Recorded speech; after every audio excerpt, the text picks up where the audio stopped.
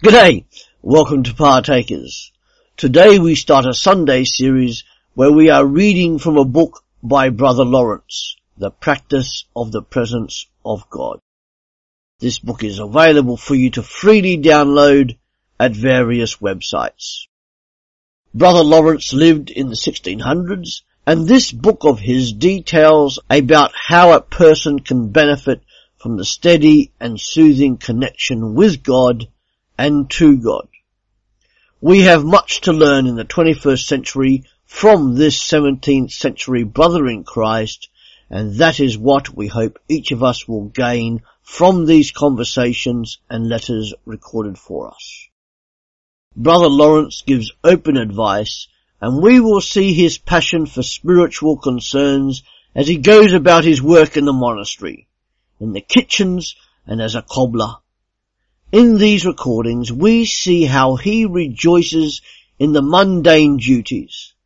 We look at his persistent prayer life and how he was well known for his kindness, sympathy, and willingness to help all others. So with that said, let us start with this fascinating book. The Practice of the Presence of God, the Best Rule of a Holy Life, being Conversations and Letters of Brother Lawrence. First conversation. Conversion and precious employment. Satisfaction in God's presence. Faith our duty. Resignation the fruit of watchfulness. The first time I saw Brother Lawrence was upon the 3rd of August in the year 1666. He told me that God had done him a singular favour in his conversion at the age of 18. That in the winter, seeing a tree stripped of its leaves, and considering that within a little time the leaves would be renewed, and after that the flowers and fruit appear, he received a high view of the providence and power of God, which has never since been erased from his soul. That this view had perfectly set him loose from the world and kindled in him such a love for God that he could not tell whether it had increased in above 40 years that he had lived since. That he had been footman to Monsieur Fubert, the treasurer, and that he was a great awkward fellow who broke everything. That he had desired to be received into a monastery, thinking that he would there be made to smart for his awkwardness and the faults he should commit, and so he should sacrifice to God his life with its pleasures. But that God had disappointed him, he having met with nothing but satisfaction in that state. That we should establish ourselves in a sense of God's presence by continually conversing with him, that it was a shameful thing to quit his conversation to think of trifles and fooleries.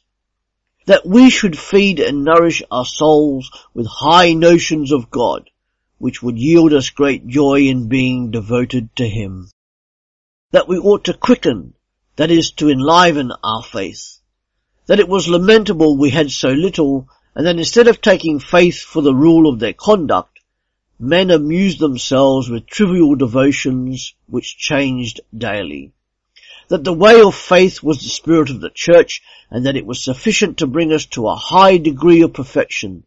That we ought to give ourselves up to God, with regard both to things temporal and spiritual, and seek our satisfaction only in the fulfilling of his will, whether he lead us by suffering or by consolation, for all would be equal to a soul truly resigned. That there needed fidelity in those drynesses or insensibilities and irksomenesses in prayer, by which God tries our love to him. That then was the time for us to make good and effectual acts of resignation, whereof one alone would oftentimes very much promote our spiritual advancement. That as for the miseries and sins he heard of daily in the world, he was so far from wondering at them, that on the contrary, he was surprised there were not more, considering the malice sinners were capable of. That for his part he prayed for them, but knowing that God could remedy the mischiefs they did when he pleased, he gave himself no further trouble. that to arrive at such resignation as God requires, we should watch attentively over all the passions which mingle as well as in spiritual things as those of a grosser nature, that God would give light concerning those passions to those who truly deserve to serve him. That if this was my design, viz. Sincerely to serve God, I might come to him, Brother Lawrence, as often as I pleased, without any fear of being troublesome, but if not, that I ought no more to visit him. Thanks for listening as we look at this ancient book of the Church. Come back every day to Partakers, www.partakers.co.uk, where there is something added to help you as a Christian disciple in the 21st century. See you later. Dave Roberts, signing out.